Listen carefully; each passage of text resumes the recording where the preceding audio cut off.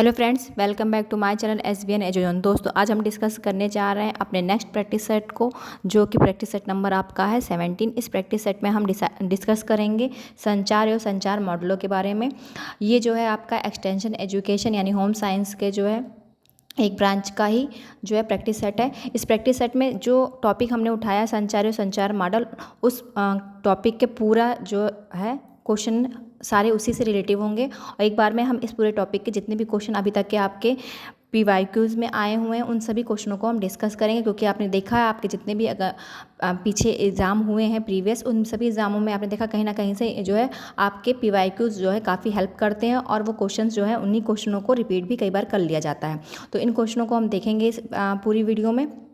और मैं आपको यहाँ पर ये भी बताना चाहूँगी कि ये जो प्रैक्टिस सेट हम कर रहे हैं, ना केवल आपके जो BPSC के ट्रेड 3 एग्ज़ाम होने वाला है उसमें, बल्कि आपका ट्रेड 4 में भी, इसके अलावा आप किसी भी तरह के कॉम्पिटिटिव एग्ज़ाम जो कि आपका होम साइंस से रिलेटिव है कर रहे हैं, तो वहाँ पर ये आपके लिए काफ़ी हेल्पफुल होगा। तो चलिए वीडियो को हम लोग स्टार्ट करते हैं। आज का जो प्रैक्टिस सेट का पहला क्वेश्चन है हमारा, वो है आपका चपटी कठपुतली जो कस कर खींचे हुए सफ़ेद कपड़े के पर्दे के पीछे पास से आती हुई रोशनी सहित चलाई जाती है, इसे कहते हैं। तो देखिए, पहला ऑप्शन आपका है दस्ती कठपुतली, या फिर स्ट्रिंग कठपुतली, या फिर शैडो कठपुतली, या फिर रॉड कठपुतली। अगर हम बात करते हैं यहाँ, इसका सटीक आंसर जो आपका है, सही आंसर, वो आपका आंसर है शैडो कठपुतली। शैडो कठपुतली जो होती है वो जो होता है आपका चपटी कठपुतली जो कस कर खींचे हुए सफ़ेद पर्दा होता है, उस पर हम जो है इसे पर्दे के पीछे से पास आती हुई रोशनी के द्वारा जो है इसको चला जाता है, तो इसलिए इसे हम शैडो कहते हैं, क्योंकि इसमें जो है आपका परछाई यानी कि हम छाया कठपुतली भी इसे कहते हैं।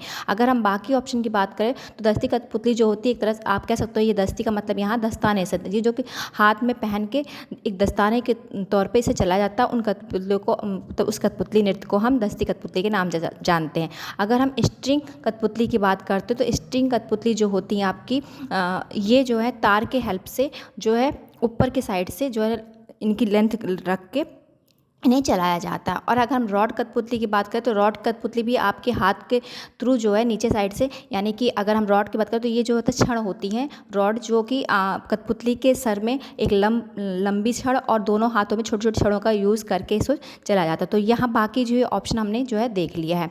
अगला जो क्वेश्चन हमारा है वो है हमारा छाया चित्र। अगर हम छाया चित्र की बात करते हैं तो सबसे पहले यहाँ पर समझना, इन्होंने पूछा है छाया चित्र आपका है क्या, सजावटी डिज़ाइन के लंबवत देखने की व्यवस्था है, या फिर दूर से कपड़ों की रूपरेखा दिखाना है, या फिर यहाँ पर आपका ये होगा दूर से कपड़ों की होगा, ठीक है, कपड़ों की रूपरेखा दिखाना है, या फिर विवरण सहित कपड़ों की रूपरेखा दिखाना है, या फिर असमान संतुलित ड्रेस है। तो यहाँ पर जब छाया चित्र की अगर हम बात करें तो छाया चित्र आपका क्या होता है, कपड़ों की रूपरेखा जो है दिखाना होता है। तो ऑप्शन जो आपका सही हो जाएगा वो हो जाएगा आपका यहाँ पर ऑप्शन नंबर, कपड़ों की रूपरेखा यहाँ पर आपका दे रखा है दूर से नहीं, बल्कि आपका होगा विवरण, मतलब कि व्याख्या सहित जो है कपड़ों की रूपरेखा दिखाना ही आपका छाया चित्र होता है। तो ऑप्शन नंबर C क्या है, इसका करेक्ट आंसर है। नेक्स्ट क्वेश्चन हमारा है क्वेश्चन नंबर 3। संचार यानी कम्युनिकेशन शब्द ग्रीक शब्द कम्युनिस्को से लिया गया है, जिसका मतलब है देश, राजधानी, समान शब्द, या फिर कम्युनिस्ट। तो अगर हम बात करते हैं, हम जानते हैं कि जो आपका संचार शब्द है वो अंग्रेजी भाषा में इसका मतलब जो होता है वो क्या होता है, कम्युनिकेशन होता है। और अगर हम कम्युनिकेशन की बात करें तो कम्युनिकेशन शब्द आपका लिया कहाँ से गया, तो ये जो है आपका लैटिन भाषा जो है लैटिन भाषा के कम्युनिस्ट शब्द से लिया गया है, जिसका अर्थ अगर हम समझें तो इसका अर्थ होता है to make common, to share, to important of the transmit, ये इसका अर्थ होता है। लेकिन यहाँ सिर्फ आपसे इतना पूछा गया जो है कि ये इसका मतलब क्या होता है, तो इसका मतलब होता है आपका कम्युनिस्ट। ऑप्शन नंबर D क्या हो जाएगा, इसका करेक्ट आंसर हो जाएगा। इसका अर्थ भी हमने यहाँ समझ लिया कि इसका अर्थ क्या होता है। क्वेश्चन नंबर 4 हमारा है निम्न में से कौन सा संचार में बाधा नहीं है, शोर, भाषा, आय समूह, या फिर बोरियत। अगर हम बात करें संचार यानी कि जो चीज़ें हम कम्युनिकेशन कर रहे हैं जिस चीज़ से, उसमें आपका क्या बाधा नहीं होगी। तो देखिए शोर भी आपका बाधा होगा, भाषा भी आपकी बाधा होगी। अगर बहुत ज़्यादा शोर है तो हमें वहाँ पर कम्युनिकेशन करने में प्रॉब्लम होती है, तो वो एक तरह का बाधा ही उत्पन्न हो रही है। अगर हम भाषा की बात करें तो अगर दो व्यक्ति या समूह में आप बात करने जा रहे हैं और वहाँ पर आपकी भाषा यानी कि वो जो जिस क्षेत्र में आप बात करें उस क्षेत्र की आपकी भाषा का ज्ञान नहीं है, तो वो भी एक बाधा हो सकती है आपके संचार में। इसके अलावा अगर हम बोरियत की बात करें तो ये भी आपका जो है कि अगर आपका जो भाषा है, संचार है, वो प्रभावी नहीं है, तो क्या कहते हैं, ये भी आपके संचार में बाधा उत्पन्न कर सकते हैं। लेकिन अगर हम आय समूह की बात करें तो आय समूह किसी तरह का भी कोई जो है आपकी बाधा जो है संचार में उत्पन्न नहीं करती। तो इसका सही आंसर हो जाएगा आपका option number C. Question number 5 हमारा है, संदेश भेजने वाले और प्राप्त करने वाले के बीच की कड़ी को कहते हैं। संदेश भेजने वाले और प्राप्त करने वाले के बीच की कड़ी को क्या कहते हैं? पहले ऑप्शन देखते हैं।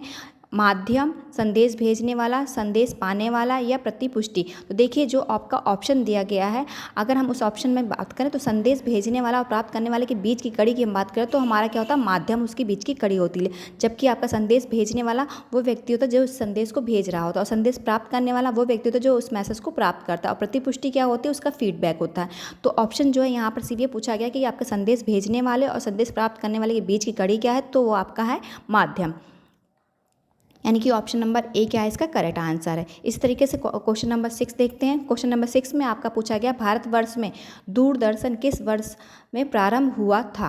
अब बताना है आपको। पहले ऑप्शन हमारा देख लेते क्या है। ऑप्शन आपका है 15 सितंबर 1922, 25 सितंबर 1922, या फिर 15 सितंबर 1959, या फिर 25 सितंबर 1956। तो भारत वर्ष में दूरदर्शन का जो वर्ष आरंभ हुआ था वो हुआ था आपका 15 सितंबर 1959 में। तो ऑप्शन नंबर सी क्या हो जाएगा इसका करेक्ट आंसर हो जाएगा। क्वेश्चन नंबर 7 हमारा है, संचार की मुख्य विशेषताएं हैं विषय का ज्ञान, अच्छा व्यवहार, रुचि, उपयुक्त सभी। देखिए ये जो टॉपिक हमारा है संचार और संचार मॉडल एक्सटेंशन एजुकेशन, जो कि आपके होम साइंस का एक जो है शाखा है, ब्रांच है, मैंने जैसे स्टार्टिंग में आपसे बोला, उसमें इस टॉपिक में अगर आप इस वीडियो को देख रहे हैं तो आपके सारा जो जितने भी क्वेश्चंस हैं वो सारे एक टॉपिक से रिलेटिव पूरे आपके यहाँ पर जो है क्लियर हो जाएंगे। फिर इसके अलावा आपको इस टॉपिक से और क्वेश्चन देखने की ज़रूरत नहीं पड़ेगी। इसलिए आप जो है इस पूरे यहाँ पर मैंने जो स्टार्ट किया प्रैक्टिस वो टॉपिक वाइज ही स्टार्ट किया, ताकि आप एक टॉपिक आपका जो है क्वेश्चन जो है किस तरह से आते हैं और किस तरह के क्वेश्चन बनते हैं वो आप समझ सकें। चलिए इस क्वेश्चन का आंसर ऑप्शन देखते हैं। पहले क्या है, संचार की मुख्य विशेषता पूछी गई क्या है? तो विषय का ज्ञान है, अच्छा व्यवहार है, रुचि है, उपयुक्त सभी है। तो यहाँ पर आपको पता है कि अगर हम यहाँ पर बात कर रहे हैं कि संचार की मुख्य विशेषता है तो विषय का ज्ञान भी होना जरूरी है संचारक को। अगर संचारक जो है यानी कि जो कम्युनिकेशन कर रहा है उसको जिस बात को वो बोल रहा है या जिस विषय के बारे में बता रहा है उसका पूरा ज्ञान होगा, तभी वो अच्छे से जो है उसका संचार कर पाएगा। इसलिए उसको विषय का ज्ञान होना जरूरी है, अच्छा व्यवहार भी उसका होना जरूरी है, और उसे उस विषय में रुचि भी होना जरूरी है। यानी कि उपयुक्त सभी क्या हो जाएगा इसका सही आंसर हो जाएगा। ऑप्शन नंबर डी क्या हो जाएगा इसका करेक्ट आंसर हो जाएगा। क्वेश्चन नंबर 8 हमारा है, संचार क्रिया में सूचना प्राप्तकर्ता को यह भी कहा जाता है, संचारक कहा जाता है, डिकोडर कहा जाता है, एनकोडर कहा जाता है, अनुवादकर्ता कहा जाता है। तो हम जानते हैं जो संचार क्रिया होती है उसमें जो सूचना प्राप्त करने वाला होता है उसको हम क्या कहते हैं? उससे हम डिकोडर कहते हैं। क्यों? क्योंकि जो सूचना प्राप्त करने होता है वो मैसेज को अपने अकॉर्डिंग मैसेज को समझ के डिकोड कर लेता है, तो इसलिए हमसे डिकोडर कहते हैं। अगर एनकोडर की बात करें तो क्या होता है? ये मैसेज भेजने वाला होता है, ना कि प्राप्त करने वाला। तो इसका सही आंसर हो जाएगा आपका option number B. Question number हमारा 9 है, अग्रणी नेता इस नाम से भी जाने जाते हैं, मुख्य संचारक के नाम से, सार्वभौम नेता के नाम से, या प्रतिनिधित्व के नाम से, या फिर ए और बी दोनों के नाम से। तो अग्रणी नेता जो होता है वो आपका मुख्य संचारक के नाम से भी जाना जाता है। तो इसका सही आंसर हो जाएगा आपका option number A. Question number 10 हमारा, संचार का SMCIE मॉडल किसके द्वारा दिया गया? धामा द्वारा दिया गया, थामा द्वारा दिया गया, या फिर आपका रंजीत सिंह के द्वारा दिया गया, लिंक्स द्वारा दिया गया, या फिर उपयुक्त में से कोई नहीं। तो यहाँ पर आपको बता दें जो संचार का मॉडल है SMCRE, ये जो है इनमें से किसी भी नहीं दिया, बल्कि इसको दिया है, ये मॉडल जो है आपका सूपे का मॉडल है। तो यहाँ पर जो है ये ऑप्शन में आपके नहीं है, तो हम किस ऑप्शन के साथ जाएंगे? ऑप्शन नंबर डी के साथ जाएंगे, उपयुक्त में से कोई नहीं। और ये दिया किसके द्वारा है? आपके सूपे के द्वारा दिया गया है। क्वेश्चन नंबर 11 हमारा है, कैथेस ब्रुक मॉडल में संचार प्रक्रिया में कितने तत्व हैं? 3 हैं, 6 है, 5 है या 7 हैं? तो यहाँ पर जो है आपके कैथेस ब्रुक मॉडल में जो है आपके कुछ इस संचार प्रक्रिया में 5 तत्व होते हैं। तो इसका सही आंसर हो जाएगा आपका ऑप्शन नंबर सी। जानकारी एकत्र करने के तरीके को कहा जाता है? साधन कहा जाता है, पद्धति कहा जाता है, या फिर तकनीक कहा जाता है, या फिर अवलोकन कहा जाता है? तो जानकारी एकत्र करने के जो तरीका है उसमें किस तरीके से हम करते हैं? साधन के थ्रू करते हैं। तो इसका जो सही आंसर होगा, यानी जानकारी एकत्र करने का तरीका क्या है आपका? साधन है। तो ऑप्शन नंबर ए क्या हो जाएगा? इसका सही आंसर हो जाएगा। क्वेश्चन नंबर 13 हमारा, निम्न में से कौन सा संप्रेषण माध्यम है? देखिए यहाँ पर हम फटाफट आंसरों को डिस्कस कर रहे हैं और जितना आपके लिए ज़रूरी है उतना हम इसको एक्सप्लेन भी करते हुए चलेंगे संचार और संचार मॉडल को। तो ये ध्यान रखिएगा, ये आपके लिए काफ़ी हेल्पफुल होने वाला है, इसलिए आप जो है बहुत ध्यान से इस वीडियो को समझते हुए चलिएगा कि कहाँ पर क्या चीज़ें आपसे जो है बताई या पूछी जा रही हैं। देखिए अब इस क्वेश्चन की अगर हम बात करें तो निम्न में से कौन सा संप्रेषण माध्यम है, ये आपसे पूछा गया। इनमें से कौन सा संप्रेषण माध्यम है? रेडियो है, टेलीविज़न है, वीडियो टेप है, या उपयुक्त में से सभी है? तो हम जानते हैं संप्रेषण माध्यम जो है, संप्रेषण माध्यम क्या होता है? जिसके थ्रू हम अपनी बात दूसरों तक पहुँचा सकते हैं या कह सकते हैं। तो रेडियो भी आपका एक माध्यम है इसका, टेलीविज़न भी है और वीडियो टेप भी है। तो उपयुक्त सभी क्या हो जाएगा? इसका सही आंसर हो जाएगा। क्वेश्चन नंबर 14 हमारा, विद्यार्थियों में संप्रेषण का अभिप्राय है उन्हें कार्य करने हेतु कहना, विचारों का आदान प्रदान, उन्हें निर्देश देना, उन्हें अपने विचारों से सूचित करना होगा। यहाँ पर होगा आपका सूचित करना। तो देखिए जो आपका ऑप्शन दिया गया है, अगर हम सारे ऑप्शन को पढ़ते हैं तो इसमें जो सही आंसर है आपका, विद्यार्थियों में संप्रेषण का अभिप्राय होता है उन्हें अपने विचारों से सूचित करना। तो ऑप्शन नंबर डी क्या हो जाएगा? इसका करेक्ट आंसर हो जाएगा। क्वेश्चन नंबर 15 हमारा है, दो व्यक्तियों के मध्य संचार को जाना जाता है पारंपरिक संचार के नाम से, या फिर आत्म संचार के नाम से, जनता संचार के नाम से, उपयुक्त में से कोई नहीं। तो देखिए आत्म संचार जो होता है वो व्यक्तिगत जो संचार होता है, तो ये इसका नहीं होगा क्योंकि यहाँ पर दो व्यक्तियों के मध्य जो है संचार हो रहा है। जनता संचार जो होता है वो क्या होता है? आपके वहाँ पर समूह में काफ़ी सारे लोग होते हैं, यानी एक तरह से आपकी काफ़ी जनता होती है, उनके बीच में अगर कोई भाषण दे रहा है या स्पीच दे रहा है, कुछ बातें कह रहा है, तो उनको हम जनसंचार के नाम से जानते हैं। लेकिन यहाँ दो व्यक्तियों के मध्य के संचार की बात हो रही, तो इसका सही आंसर आपका हो जाएगा कि पारंपरिक संचार, यानी कि दो व्यक्तियों के मध्य अगर कोई संचार हो जाए तो उसे हम किस नाम से जानते हैं? पारंपरिक संचार के नाम से जानते हैं। ऑप्शन नंबर ए क्या हो जाएगा? इसका करेक्ट आंसर हो जाएगा। क्वेश्चन नंबर 16 हमारा है, इथोस, लेगोस तथा पैथोस मानवीय संचार के 3 मुख्य घटक हैं। कारण आपका दे रखा है, संचारक की विश्वसनीयता संचार की प्रक्रिया की प्रभावकारिता को बढ़ाती है। ऑप्शन आपके हैं ए और आर दोनों सही हैं, तथा आर जो है ए की सही कारण है, और ए और आर दोनों सही है परंतु आर ए का सही कारण नहीं है। ए सही है परंतु आर गलत है, ए तथा आर दोनों सही है। अब देखिए यहाँ पर मैं आपको ये बताना चाहूँगी कि जितने भी इसमें क्वेश्चन है, ना केवल ये आप ध्यान रखिएगा कि आपके टीजीटी या पीजीटी के लिए, बल्कि आपके किसी भी आपके स्टेट में आए हुए क्वेश्चन हैं, चाहे वो आपका नेट का क्वेश्चन हो, इसके अलावा मैंने इसमें क्वेश्चन आपके पीजीटी में आए हुए क्वेश्चन, टीजीटी में आए हुए क्वेश्चन, इसके अलावा आपके DSSB में आए हुए क्वेश्चन, असिस्टेंट प्रोफेसर के क्वेश्चन, जो है सभी तरह के क्वेश्चनों को यहाँ पर जितने भी आपके क्वेश्चन संचार से बन सकते हो सारे क्वेश्चन यहाँ पर जो है लिए गए हैं। तो ये आपके किसी भी कॉम्पिटिटिव एग्जाम की आपकी तैयारी हो, उन सभी में आपके लिए ये हेल्पफुल होने वाला है। और आपका टॉपिक जो है संचार और संचार मॉडल, वो भी यहाँ पर पूरी तरीके से क्लियर हो जाएगा, यानी कि उससे रिलेटिव जितने भी क्वेश्चन हैं। अच्छा, ये ऑप्शन आप देख चुके होंगे, अभी तक के आप समझ चुके हैं क्वेश्चन को पढ़ के। इसमें इथोस, लेगोस और इसके लिए पैंथोस मानवीय संचार के 3 मुख्य घटक हैं। ये बात आपकी क्या है? एकदम सही है। और इसका कारण जो दे रखा है, ये संचारक की विश्वसनीयता को भी बढ़ाता है, संचार की प्रक्रिया की प्रभावकारिता को बढ़ाता है, तो यानी इसका कारण भी सही है। तो इसका सही आंसर अगर हम देखेंगे तो क्या हो जाएगा? इसका ऑप्शन नंबर ए हो जाएगा।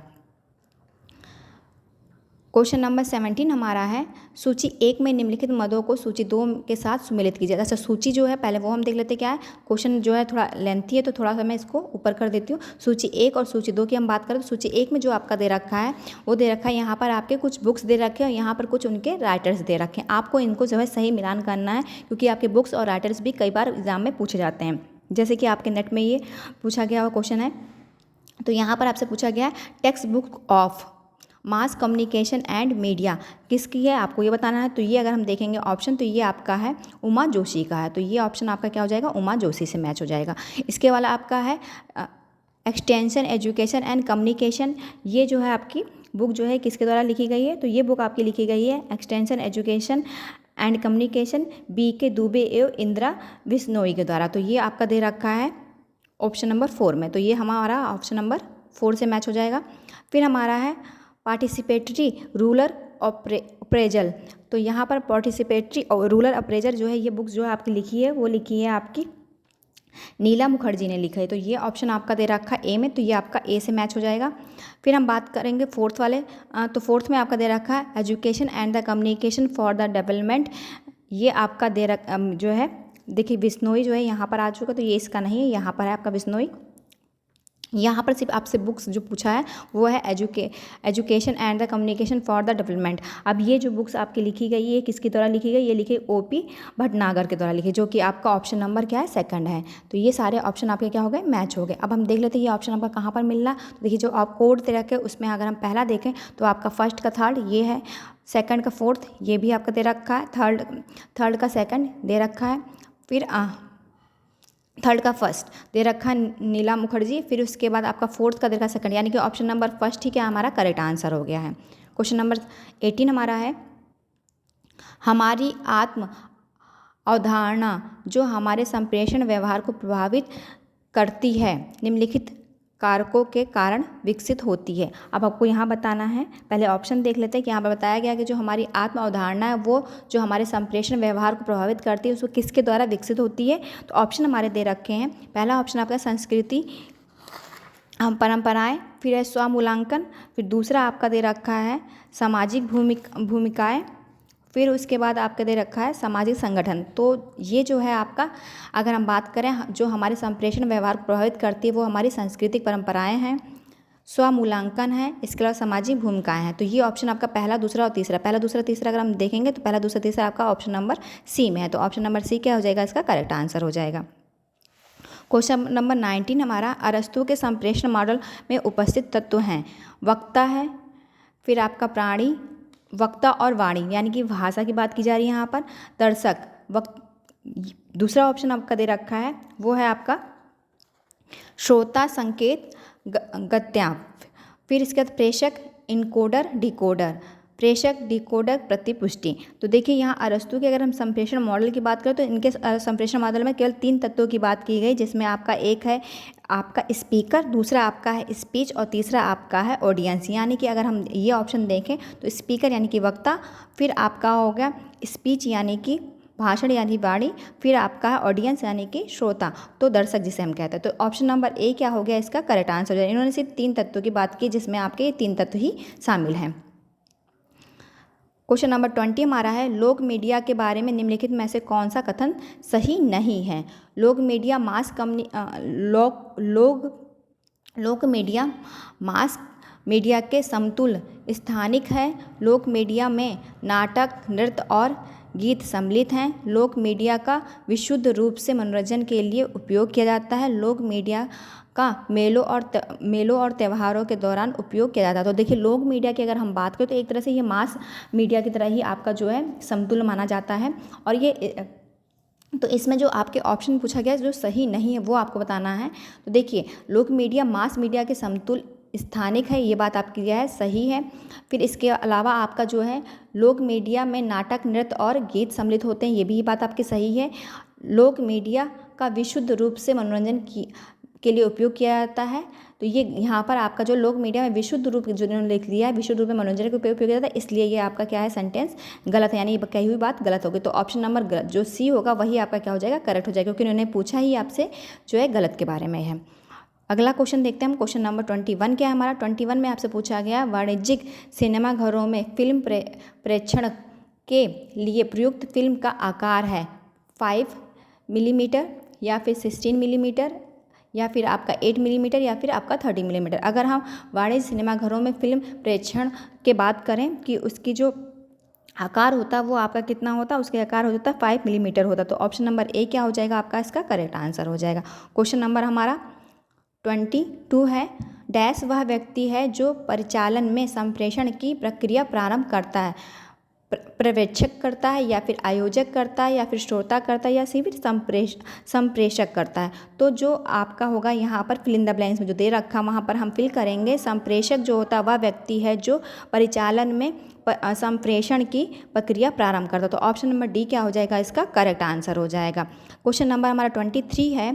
अगर 23 क्वेश्चन देखिए फटाक से, तो इसमें आपसे पूछा गया संप्रेषण का पूर्व कथन रूप है बलबलाना, हाव भाव, भावनात्मक अभिव्यक्तियाँ या फिर उपयुक्त सभी। तो संप्रेषण यानी कि संचार की बात की जा रही है। आप संचार किस तरह से करते हैं, उसका पूर्व जो तरीका होता है वो क्या होता है, तो उसका पूर्व रूप होता है हमारा बलबलाना। आपने देखा जब बच्चा पैदा हो तो सबसे पहले क्या करता है, वो बोल नहीं पाता तो फिर बलबलाने वाला जैसे मुँह चलाने की वो करता है। हाव भाव दिखाता है अपने भावनाओं तो अभिव्यक्ति करता है, यही सब तरीके होते हैं। तो यानी कि उपयुक्त जो सभी हो जाएगा, इसका क्या हो जाएगा, आपका सही आंसर हो जाएगा। क्वेश्चन नंबर हमारा 24 है। विकास संचार निम्नलिखित में से किन कारणों से प्रभावित होता है।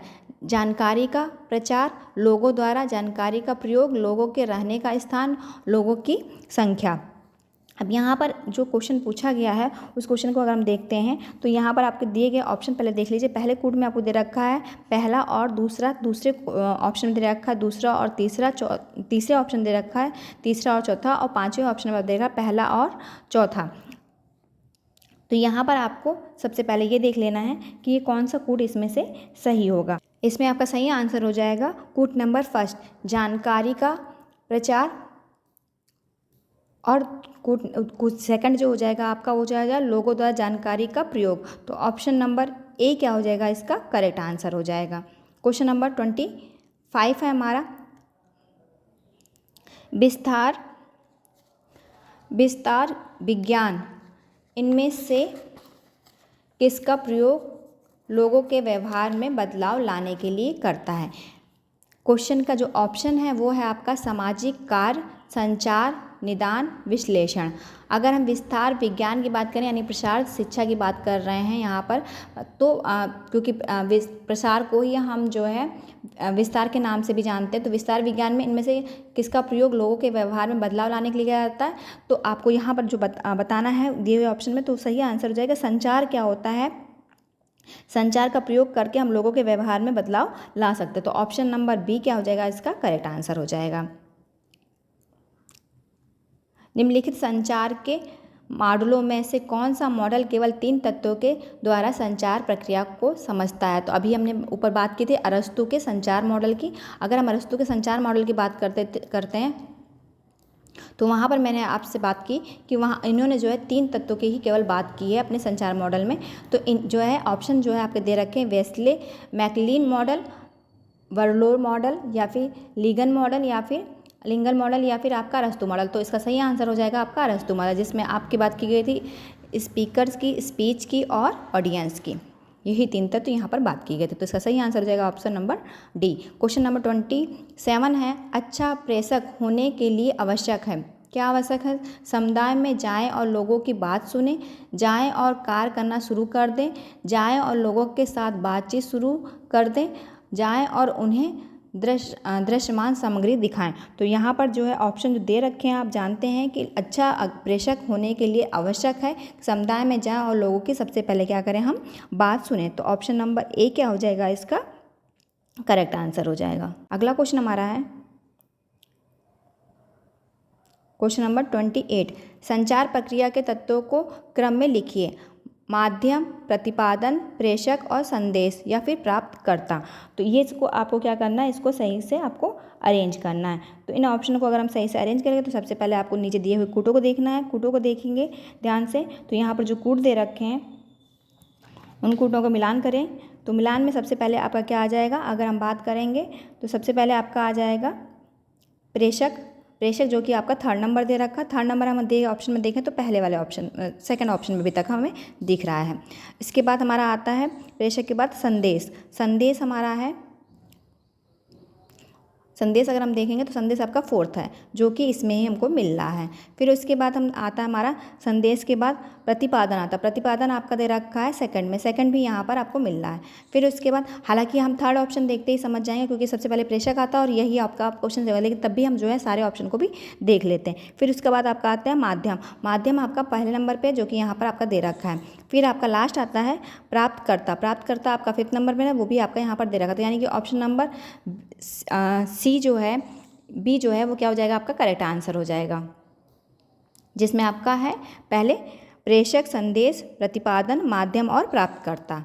नेक्स्ट क्वेश्चन हमारा है क्वेश्चन नंबर 29 में आपसे पूछा गया है, एक समूह को लक्षित करने के लिए सर्वाधिक उपयुक्त संचार के प्रकार को क्या कहते हैं? समूह संचार कहते हैं, अंतर व्यक्तिगत संचार कहते हैं, जन संचार कहते हैं, विश्व परक संचार कहते हैं।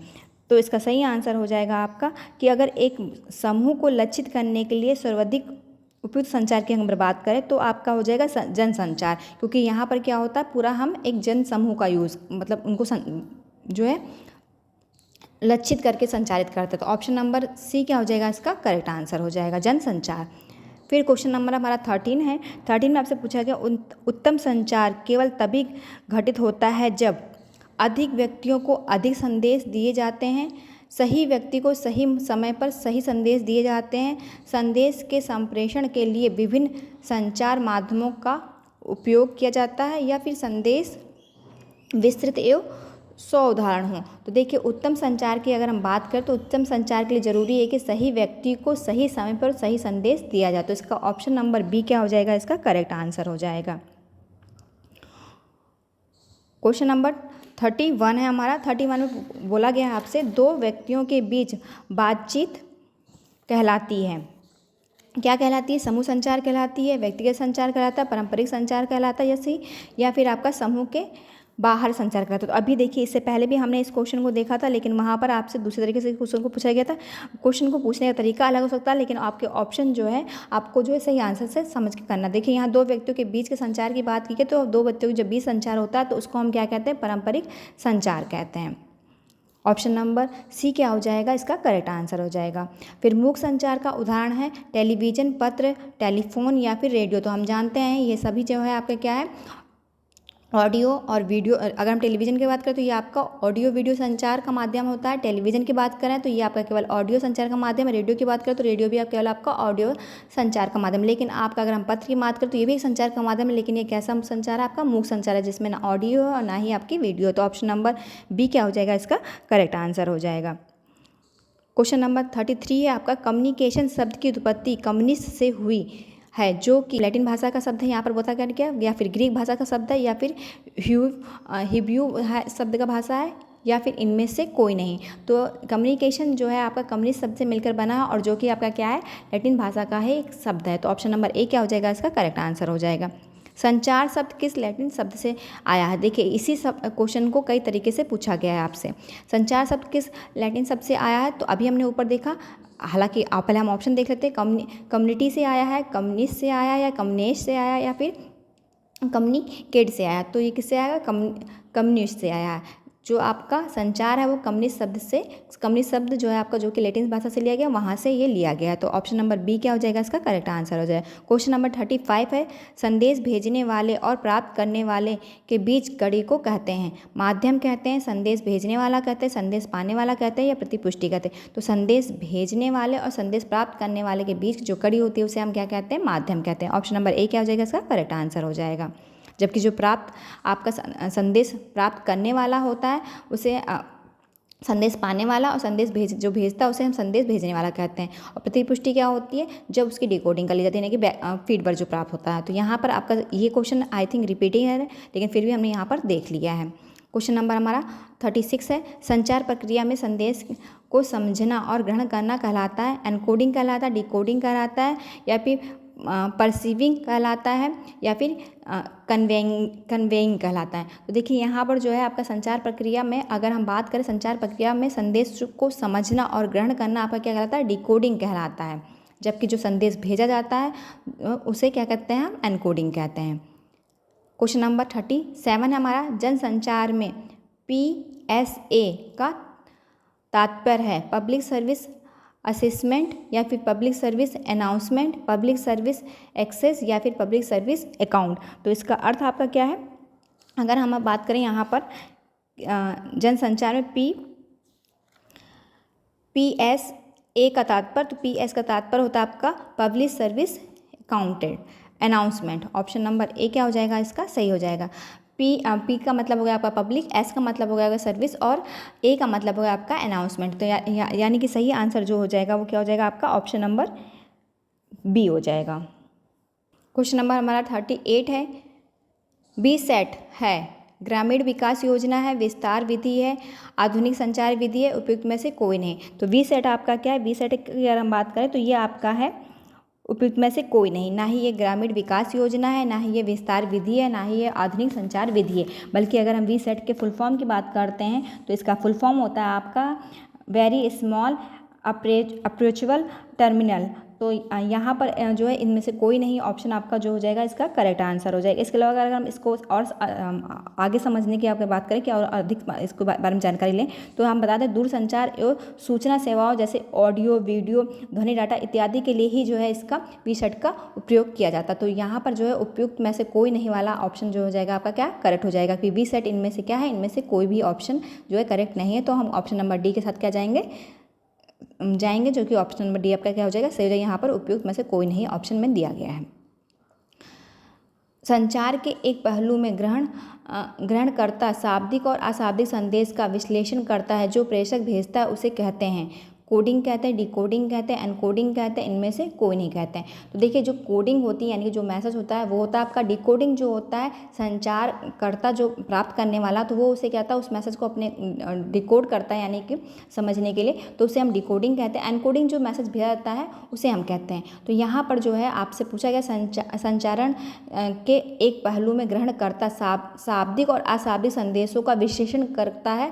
जो प्रेषक भेजता है, प्रेषक जो भेजता है उसे हमने एनकोडिंग कहते हैं, लेकिन जो प्राप्त करने के बाद उसको शाब्दिक और अशाब्दिक संदेशों में विश्लेषण करता है उसे हम क्या कहते हैं? डिकोडिंग कहते हैं। तो ऑप्शन नंबर बी क्या हो जाएगा? इसका करेक्ट आंसर हो जाएगा।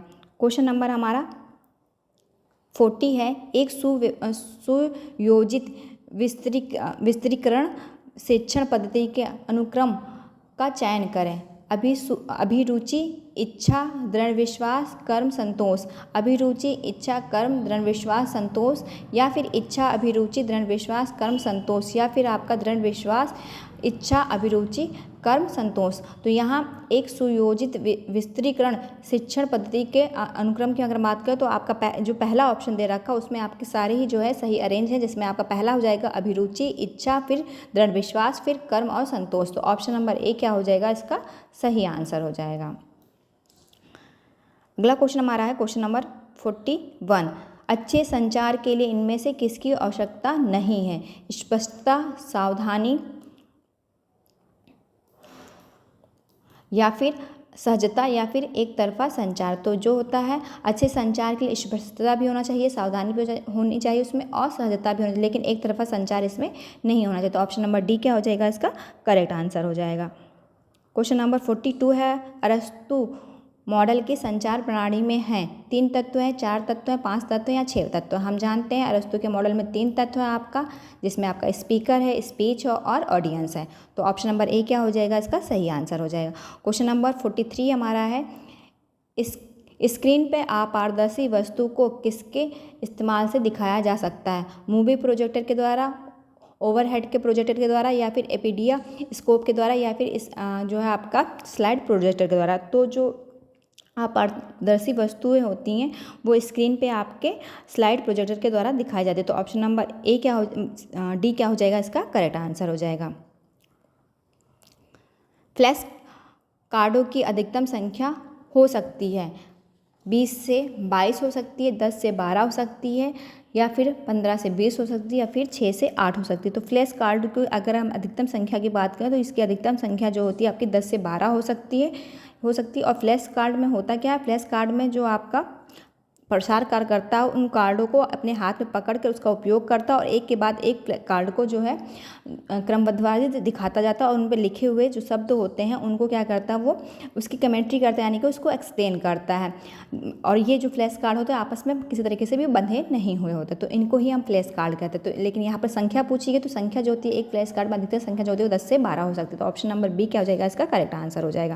क्वेश्चन नंबर 45 हमारा, पोस्टर में ABC का अर्थ है ध्यान आकर्षण, संक्षिप्त व स्पष्ट, ध्यान आकर्षण, बड़ा व स्पष्ट, आकर्षक, संक्षिप्त व स्पष्ट, आकर्षक, संक्षिप्त व रंगीन। तो पोस्टर में ABC का अर्थ होता है जो आपका वो क्या होता है, वो होता है आपका आकर्षक, यानी कि जो है आपका अट्रैक्टिव होना चाहिए। इसके अलावा आपका जो है ब्रीफ होना चाहिए वो, यानी संक्षिप्त होना चाहिए। इसके अलावा और आपका क्या होता है, क्लियर होना चाहिए, तो स्पष्ट होना चाहिए। तो ऑप्शन नंबर सी क्या हो जाएगा, इसका करेक्ट आंसर हो जाएगा, आकर्षक, संक्षिप्त और स्पष्ट।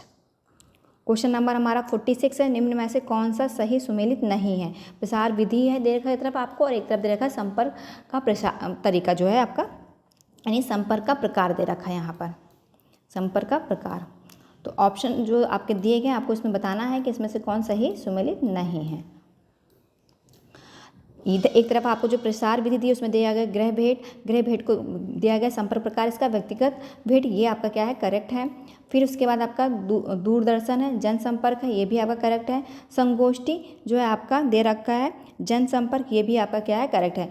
परिणाम प्रदर्शन जो है व्यक्तिगत दे रखा है, ये आपका क्या हो जाएगा, गलत हो जाएगा, क्योंकि परिणाम प्रदर्शन व्यक्तिगत नहीं होता, ये भी क्या होता है आपका जो है समूह में किया जाता है। तो इसका जो क्योंकि इसमें इन्होंने गलत पूछा तो गलत ऑप्शन जो हो जाएगा वो क्या हो जाएगा आपका, ऑप्शन नंबर डी हो जाएगा, यानी कि ऑप्शन नंबर डी इस क्वेश्चन का राइट आंसर है। क्वेश्चन नंबर 47, निम्न में से कौन सी समूह संपर्क की विधि नहीं है। प्रदर्शन, भाषण, खेत एवं गृह भ्रमण, विचार विमर्श। समूह संपर्क की बात की है तो समूह संपर्क आपका खेत एवं भ्रमण, गृह भ्रमण जो होता है ये आपका व्यक्तिगत होता है, ना कि समूह संपर्क विधि होती। बाकी आपका जो दे रखे ऑप्शन है विचार विमर्श, भाषण, प्रदर्शन, ये सब क्या आपके समूह संपर्क विधि है। तो ऑप्शन नंबर सी क्या हो जाएगा, इसका करेक्ट आंसर हो जाएगा। क्वेश्चन नंबर 48 है हमारा, ITK का प्रतीक है पारंपरिक तकनीकी ज्ञान या फिर आपका भारतीय टेलीफोनिक ज्ञान, एकीकृत तकनीकी ज्ञान या फिर एकीकृत ट्रिप काइंड्स। तो यहाँ पर जो सही आंसर हो जाएगा वो क्या हो जाएगा आपका पारंपरिक तकनीकी ज्ञान, ऑप्शन नंबर ए क्या हो जाएगा, इसका सही आंसर हो जाएगा। क्वेश्चन नंबर हमारा 49 है, निम्न में से कौन सी विधि लोगों में चेतना जागृत करने के लिए प्रयोग की जाती है। सेमिनार, प्रदर्शन, अभियान या फिर सामूहिक चर्चा। ऑप्शन देख लीजिए आप लोग, और यहाँ पर देखिए, यहाँ पर जो पूछा गया है वो आपसे केवल इतना पूछा गया है कि इनमें से आपको वो विधि बतानी है जो लोगों में चेतना जागृत करने के लिए प्रयोग की जाती है। सेमिनार किया जाता है या फिर प्रदर्शन किया जाता है या फिर आपका अभियान किया जाता है या फिर उपयुक्त सामूहिक चर्चा की जाती है। तो जो इसका होगा, लोगों में चेतना जागृत करने के लिए हम अभियान विधि का प्रयोग करते हैं। तो ऑप्शन नंबर क्या हो जाएगा आपका, सी इसका करेक्ट आंसर हो जाएगा। यहाँ पर जितना भी हम क्वेश्चन अभी तक समझे हुए हैं, आई होप कि आपको वीडियो में सारे क्वेश्चंस का आंसर को समझने में किसी तरह की कोई दिक्कत नहीं होगी। अगर आपको वीडियो पसंद आई हो तो प्लीज़ वीडियो को लाइक भी जरूर करिएगा और शेयर भी कर लीजिएगा। इस वीडियो जो लास्ट क्वेश्चन है वो हमारा है, निम्न में से कौन से गैर प्रक्षेपित दृश्य साधन है। वीडियो है, ओपेक प्रेक्षण है या फिर चलचित्र है, चौक और बोर्ड है। तो यहाँ पर आपको सिर्फ इतना बताना है कि गैर प्रक्षेपित दृश्य साधन कौन सा है। तो गैर प्रक्षेपित जो दृश्य साधन है वो आपका क्या है, चौक और बोर्ड है। बल्कि आपके दिए हुए ऑप्शन जो बाकी हैं, वीडियो है, ओपेक प्रेक्षण है या फिर चलचित्र है, ये सब आपके क्या है, ये सब आपके गैर प्रक्षेपित साधन नहीं है। मतलब यहाँ पर गैर प्रक्षेपित साधन जो है आपका नहीं है, बल्कि केवल आपका गैर प्रक्षेपित साधन जो होता है वो क्या है, आपका चौक और बोर्ड होता है। इसमें किसी तरह का मशीनी का प्रयोग नहीं है। बाकी जिसमें मशीनीकरण का प्रयोग किया जाता है वो प्रक्षेपित साधन के रूप में जानते हैं। तो ऑप्शन नंबर डी क्या हो जाएगा, इसका करेक्ट आंसर हो जाएगा। आई होप आपको वीडियो पसंद आई हो। वीडियो पसंद आई प्लीज़ वीडियो को लाइक, शेयर और चैनल को सब्सक्राइब करके बेल आइकन को प्रेस कर लीजिएगा, ताकि आने वाली जितनी भी आगे की वीडियोज़ हैं और प्रैक्टिस सेट है वो भी आपको मिलती रहें। Thank you.